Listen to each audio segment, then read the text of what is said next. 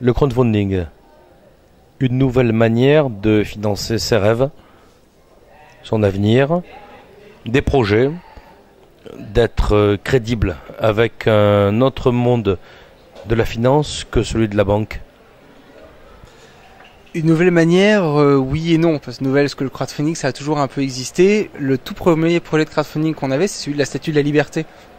Ça avait été financé, l'oublions pas, par le grand public. Donc je me suis retrouvé, par hasard, je sais pas, mais aujourd'hui, à gérer une boîte que j'ai pas créée. Donc pour le coup, en toute modestie, j'ai rien inventé de spécial. Je fais juste que gérer le système.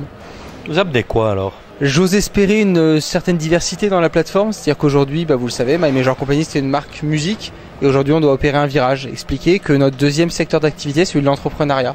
Aujourd'hui, sur notre plateforme, on a une catégorie musique, et la deuxième catégorie, en termes de nombre de projets, c'est l'entrepreneuriat.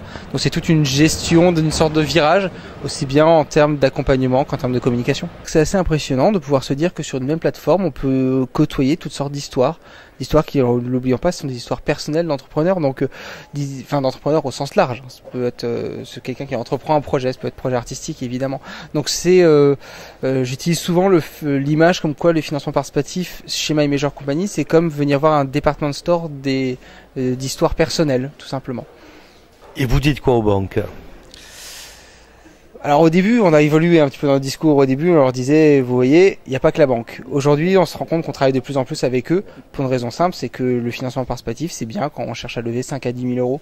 Quand on veut 50 000 euros, on peut pas le faire tout seul. Et aujourd'hui, mine de rien, quand on veut de l'argent, il y a encore les banques. La banque a encore un bel avenir devant elle, je pense. Mais elle ne pourra plus faire maintenant sans le crowdfunding, sans le financement participatif. Aujourd'hui, la réglementation française, telle qu'elle se présente, est tout à fait extraordinaire. C'est peut-être même la réglementation la plus avancée dans le monde en matière de finances participatives. Donc on peut vraiment imaginer une forte multiplication des plateformes, notamment de prêts et d'equity, sachant qu'en ce qui concerne le don, elles existent déjà depuis longtemps. Il est évident que les données laissent à penser que le financement participatif va atteindre des montants considérables dans les prochaines années parce que il est au confluent à la fois de la finance, là où la finance traditionnelle ne répond plus, la finance participative, elle, répond présent, et puis elle utilise la force de frappe incroyable, exceptionnelle d'Internet et des réseaux sociaux. Et puis la finance participative, c'est aussi le moyen pour un porteur de projet de communiquer.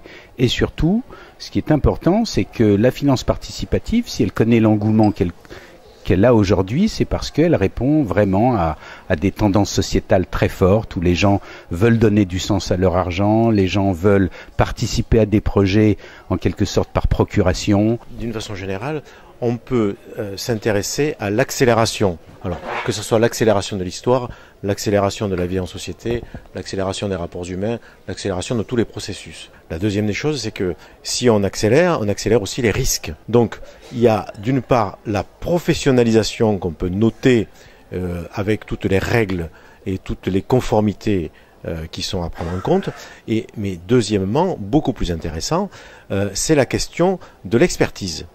Comme vous le savez, un expert, c'est quelqu'un qui en sait de plus en plus dans un domaine de plus en plus étroit, donc à la limite, il sait tout sur rien. Eh bien, avec le crowdfunding qui nous intéresse aujourd'hui, on peut se rendre compte que c'est l'expertise, mais des pairs. Autrement dit, les experts ne sont pas les mêmes, c'est pas les bons. En fait, les experts sont les pairs, et pas les impairs. Donc, cette manière de voir est aussi non pas une révolution, mais une évolution. Donc on n'a plus une relation hiérarchique avec les sachants, parce que vous savez qu'aujourd'hui, le savoir est disponible presque pour tout le monde. Par contre, ce qui est moins disponible, c'est la capacité d'analyse, la culture, la bonne volonté. Donc c'est en cela, aujourd'hui, qu'on peut se dire que le crowdfunding est aussi une manière d'apprendre, à juger, à vérifier. Tout simplement, on n'a jamais inventé mieux que le bon sens dans un premier temps, mais ça peut être aussi un premier outil pour participer à des choses de sa proximité ou de problèmes qui sont très loin. Bref, les problèmes de globalisation, de localisation, des problèmes d'expertise particulière, on peut les soumettre non pas au filtre, mais en fait au jugement du bon sens, comme on faisait il y a très longtemps. Voilà, c'est un problème à la fois anthropologique, sociologique et financier. L'ensemble des choses qui ont été évoquées sur ce sujet m'amène quand même à faire au moins deux réflexions. La première, c'est que on est en train simplement d'utiliser des outils qui existent déjà depuis longtemps. On a parlé de différents sujets par rapport au financement participatif qui date de longue haleine, de plusieurs centaines d'années d'ailleurs. Et c'est simplement l'accélération qui vient d'être évoquée également. Et à ce sujet, on ne change pas de mode de fonctionnement. On utilise les mêmes outils plus rapidement, de manière plus complexe, plus large, plus systémique, plus territoriale parce que les gens ont besoin de cette confiance et de cette proximité, mais on ne change pas de modèle. Alors là, il y a un petit point d'inflexion qui va se mettre en œuvre, qui est celui du changement de modèle par rapport à la propriété. Et là, on rentre dans un autre domaine qui est celui de la propriété privée. La propriété privée, qui a été chèrement acquise depuis quelques siècles, pose le problème des biens, de la valeur et des biens communs. Et à partir de là, on va voir naître de nouveaux outils, probablement, à travers ce qui est en train d'être évoqué par les financements participatifs, sur d'autres façons de fonctionner. Et l'étude de ces modèles-là, depuis maintenant une quinzaine d'années, comme on l'a pu l'évoquer tout à l'heure, me fait penser tout simplement qu'on va vers des systèmes de délégation de responsabilité. La délégation de responsabilité, c'est quoi? C'est effectivement de faire confiance à la proximité, à son voisin, faire confiance à l'entreprise, et c'est pas simple aujourd'hui, faire confiance à son banquier ou à son financeur, ce qui n'est pas simple non plus. Du coup, ça demande de la transparence, de la proximité du territoire, comme on vient de le dire au début. Par contre, ça va demander aussi qu'il y ait un changement de mentalité par rapport aux revenus ou à l'intérêt que la personne peut en avoir. Tout simplement parce qu'on ne peut plus assister à des disparités extrêmement importantes au niveau des revenus des individus sur la planète. Ça ne sera pas possible de le faire longtemps, tout simplement parce que si on pousse le modèle tel qu'il est actuellement, on va aller beaucoup plus loin au niveau des problématiques environnementales, de pollution, de territoire et autres. Et ça veut dire que ce n'est pas la finance participative qui va le résoudre, mais ça va être la mentalité qui va évoluer à partir de la finance participative. Et cette mentalité va toucher au bien public et va toucher à la propriété privée et à la délégation de responsabilité jusqu'à l'individu. Vous éveillez un espoir important parmi beaucoup de gens, des jeunes, des moins jeunes, qui se disent « on échappe au cycle bancaire, on veut parler aux gens ». Quel conseil ? J'ai envie de dire la sincérité. Je crois que la notion de parler aux gens, c'est vraiment ça. C'est-à-dire qu'aujourd'hui, on ne va pas financer un projet, on va financer une personne. Un projet qui marche bien, c'est un projet qui est incarné, qui est personnifié, avec la photo du porteur de projet qui, d'une certaine manière, se met à nu. Par définition, un bon manager est quelqu'un qui sait choisir ses bons collaborateurs. Ça, c'est un des principes de base.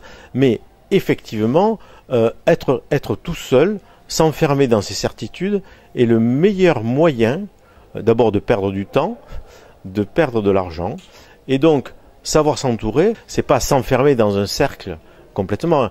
Il faut des respirations, mais en fait c'est le fait de prendre des avis autorisés en même temps. C'est en ça que aussi le crowdfunding est intéressant, puisqu'il permet de gérer l'expérience de gens qui ont déjà porter des projets, qui se sont trompés, qui étaient là trop en avance pour certains, trop en retard pour d'autres. Il y a des équipes, je suis très sensible aux binômes qui sont là avec quelqu'un d'expérience et en même temps quelqu'un qui est là avec, non pas le dynamisme, parce que le dynamisme n'est pas une question d'âge, mais avec beaucoup plus d'énergie. La finance participative va se démocratiser, mais elle va également se professionnaliser, elle va se rationaliser, elle va nécessiter une très forte sécurisation des moyens de paiement.